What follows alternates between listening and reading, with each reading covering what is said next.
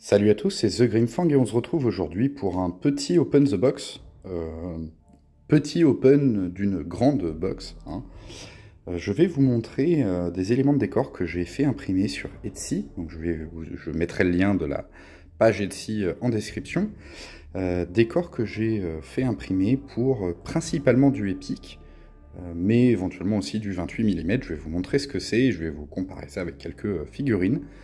Je vais pas faire le Open the Box directement ici, parce que comme vous voyez, la boîte est très très grosse, hein. Vous voyez. Donc je vais sortir les éléments, je vais les disposer sur la table et on va en reparler tout de suite.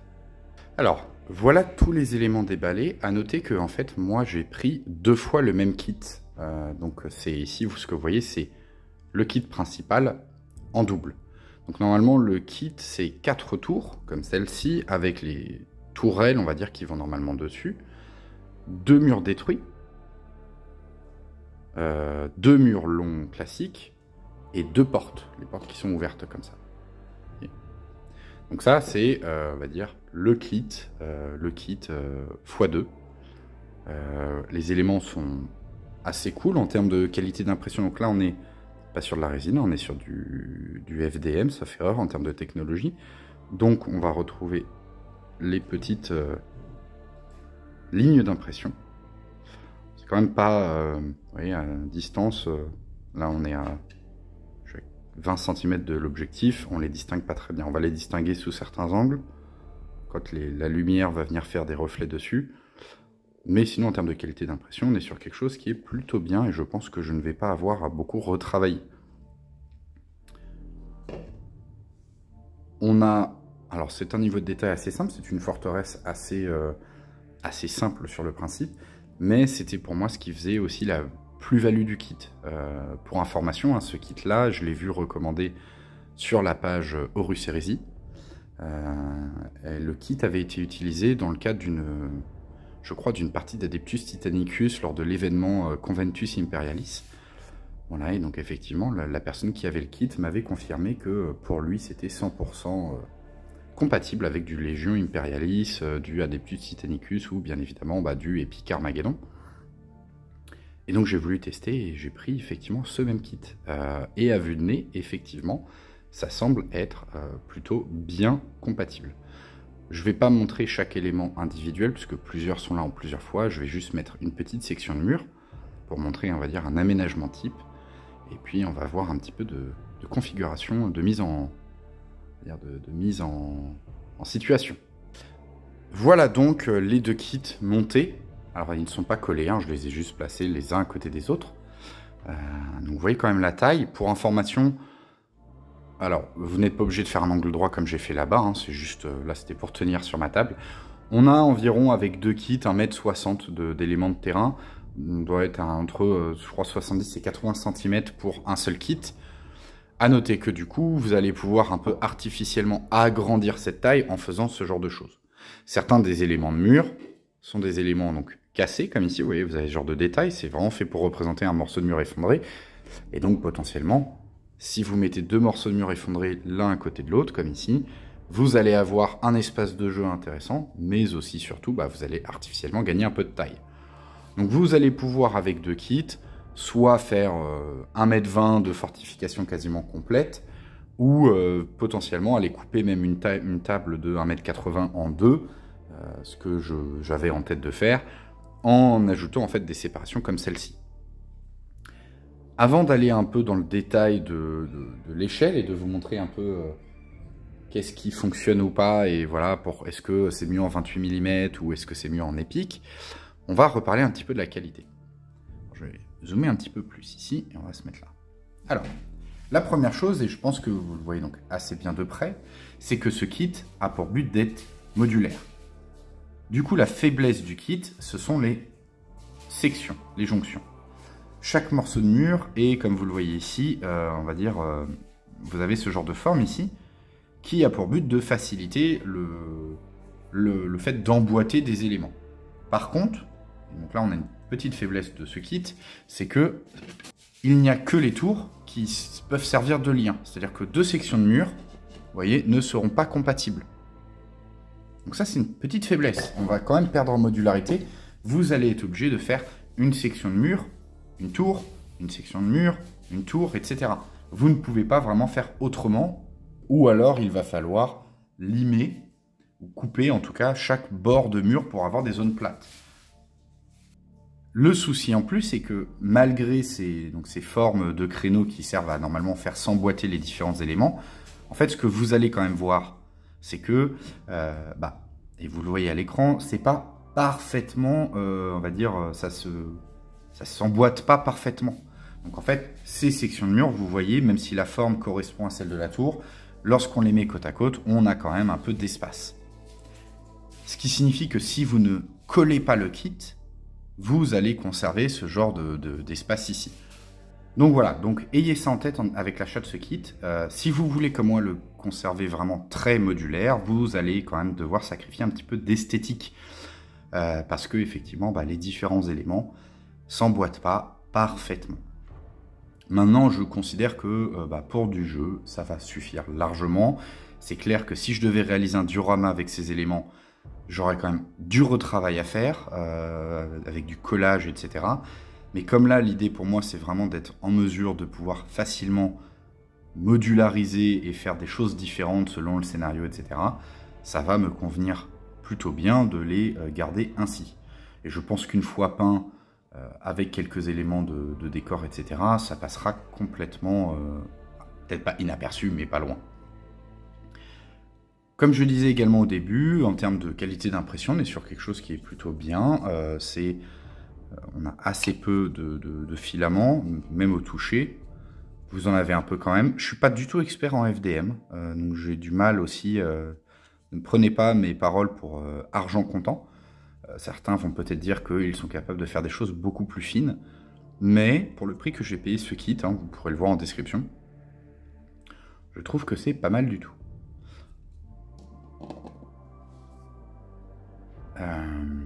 Et donc vous voyez, là d'ailleurs ce que j'étais en train de vous montrer, ce sont des choses, alors je pense que ça sert à représenter des brasiers, genre pour mettre des flammes dessus.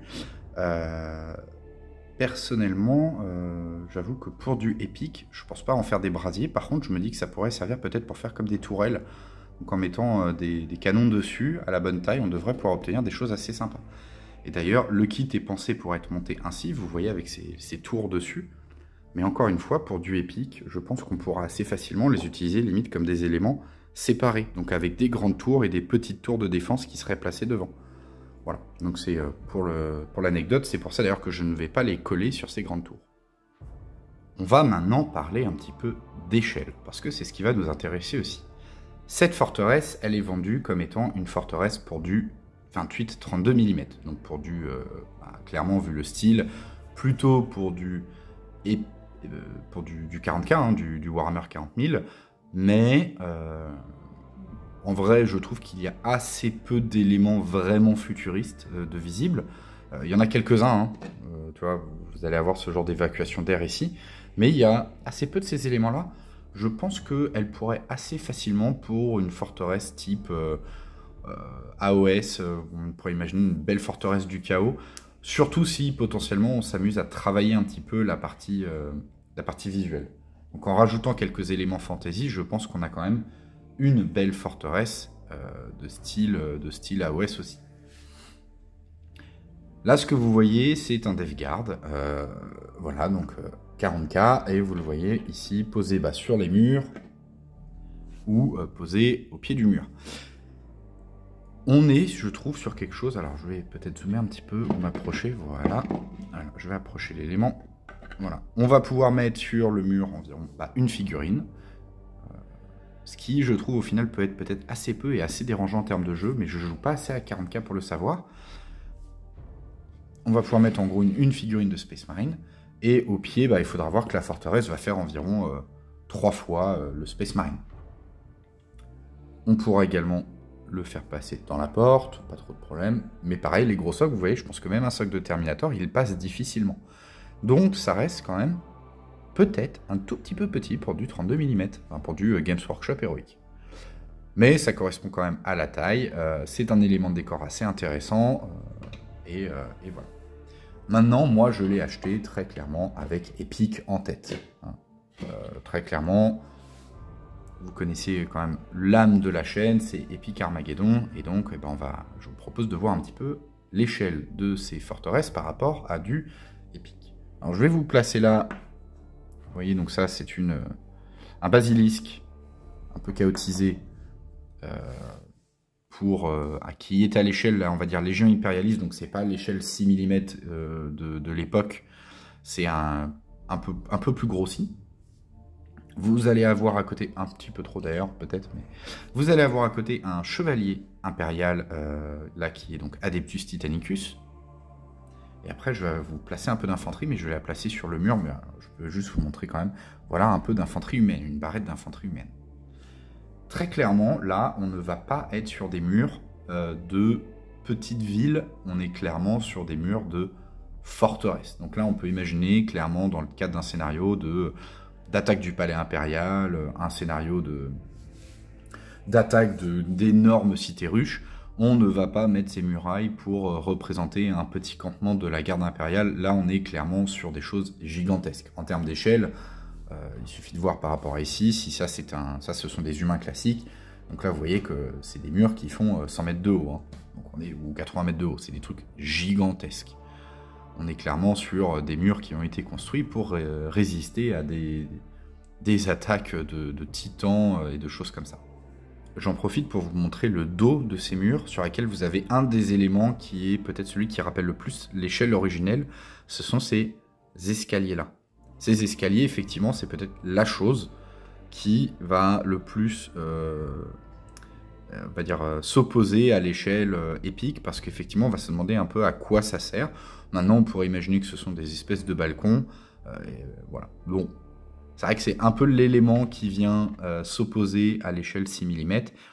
À part ça, je trouve qu'on est quand même plutôt pas mal. Alors effectivement, ces morceaux de murs-là seraient gigantesques pour du...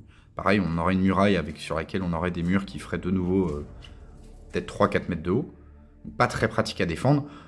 Maintenant, un tout petit peu d'imagination, et on pourrait imaginer pareil que ces espèces de gouttières qu'on a là sont en fait des couloirs et permettent éventuellement à des soldats de venir tirer à partir d'ici. Donc là, il faudrait que je vois peut-être niveau peinture si j'arrive à donner un côté un peu fenêtre, ça pourrait être assez bien. Mais effectivement, on pourrait imaginer peut-être que ici c'est une zone vide. Donc, pas besoin de faire beaucoup d'efforts d'imagination pour effectivement imaginer que c'est quelque chose qui est à l'échelle épique. Idem pour les tours, qui ont ces espèces de grandes fenêtres, et on pourrait imaginer assez facilement que ce sont juste des grandes fenêtres, hein. On sait très bien que l'Imperium dans 40K a quand même des idées un peu saugrenues et un peu extravagantes.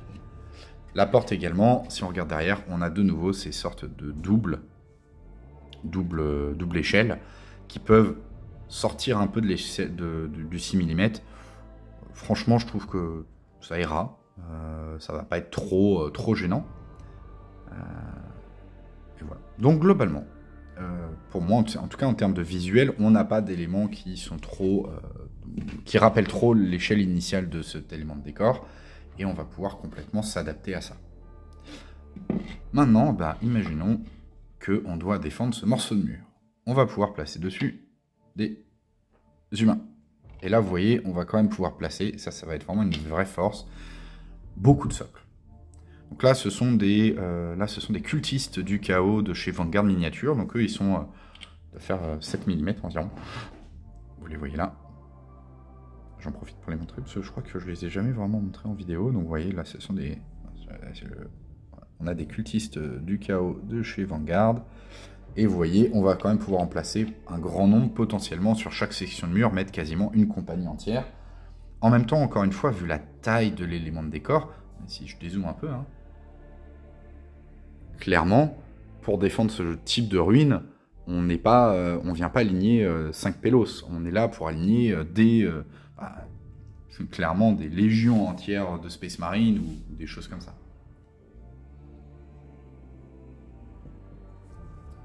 Donc on va pouvoir effectivement placer un certain nombre de socles. Si je vais placer des socles ronds, moi j'ai plusieurs armées qui sont soclées en socle rond de 20 mm, par exemple mes Skitarii.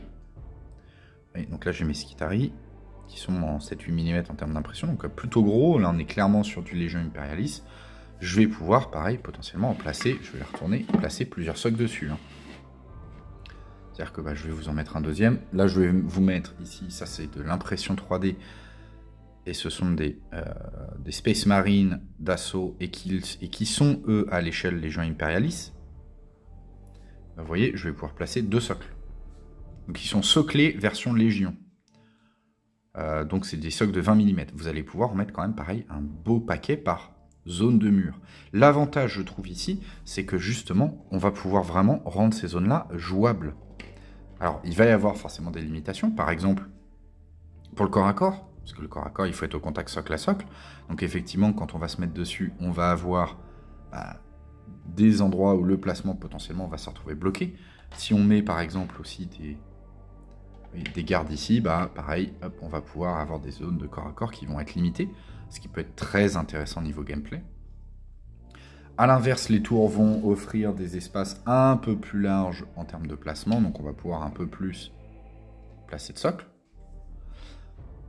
Mais on est sur quand même quelque chose de plutôt bien. Potentiellement, on pourrait même penser à aller monter des véhicules. Alors ça fait un peu bizarre d'imaginer des véhicules ici. En termes de règles, techniquement, normalement on ne pourrait pas, ce sont des bâtiments, je pense qu'on les jouerait comme ça. Mais dans le cas d'un scénario un peu, peut-être un peu narratif, ou pour représenter peut-être juste des tourelles, on pourrait mettre ce genre de véhicule pour représenter des tourelles, on n'aurait pas trop de soucis également. On pourrait imaginer des plus gros socles, même si encore une fois, un chevalier impérial n'aurait pas grand-chose à faire sur une muraille comme ça, mais pourquoi pas, imaginons. Et si je vais chercher d'autres petits socles, ici j'ai quelques tyrannides, vous voyez, pareil, en 20 mm, ça va rendre super bien. Là, je vais pouvoir zoomer un petit peu, mais vous voyez, hop, on va avoir ici un affrontement qui va être plutôt cool.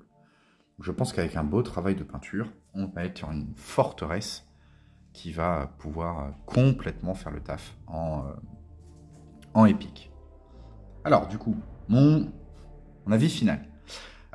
Clairement compatible pour du épique Armageddon, pour du Adeptus Titanicus, Légion Imperialis ou autre. C'est clair que ce genre d'éléments de décor, attention, peuvent entraîner une grosse asymétrie. Donc il faut vraiment faire attention au scénario. Je sais que notamment les scénarios Légion Imperialis ou Adeptus Titanicus, qui ne sont pas forcément toujours très bien équilibrés, on va dire ça comme ça, peuvent souffrir de ce genre d'éléments de décor. Donc il faut vraiment faire attention à soit adapter le scénario, soit savoir qu'on va jouer sur un scénario très asymétrique. Sur du Epic Armageddon, le fait qu'on place soi-même ses objectifs et qu'on va pouvoir contourner les limites de ce genre d'éléments de décor un peu grands, mais il faudra quand même penser justement à bien placer ses objectifs, à se mettre d'accord sur la façon de jouer l'élément de décor. C'est un grand bloqueur de ligne de vue, ça c'est clair, mais il va falloir se mettre d'accord sur, par exemple, la porte. Est-ce qu'on peut tirer par la porte ou pas? Et je pense qu'il faudra aussi vraiment mettre des grands espaces comme ici avec des murs cassés.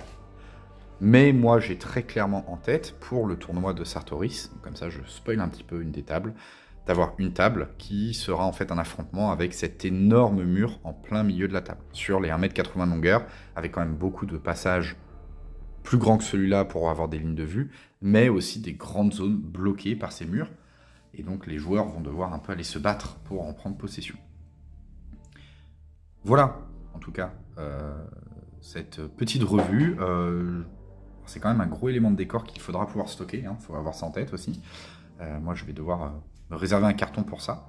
Mais, bel élément de décor. Clairement, on va avoir quelque chose qui va vraiment venir donner du caractère à une table. C'est vraiment le genre de table où on va avoir une vraie histoire qui va se dérouler autour. Et eh bien, écoutez, j'espère que ça vous a donné envie, ou qu'en tout cas, ça vous a permis... Ou à l'inverse, que ça vous évite un achat. Encore une fois, il y a des faiblesses, on le voit ici, la tour, la liaison, etc. C'est pas attention, quelque chose qui peut gêner. Et j'en profite pour vous montrer le nouvel arrivant de la famille, le petit Roméo. Il n'y a rien à foutre. Qui est lui tout petit par rapport à cette muraille. Voilà, j'espère que ça vous a plu, j'espère que ça vous a permis d'en voir un peu plus sur cet élément de décor qui est quand même impressionnant. Et j'espère vous le montrer très rapidement sur un rapport de bataille. Salut tout le monde!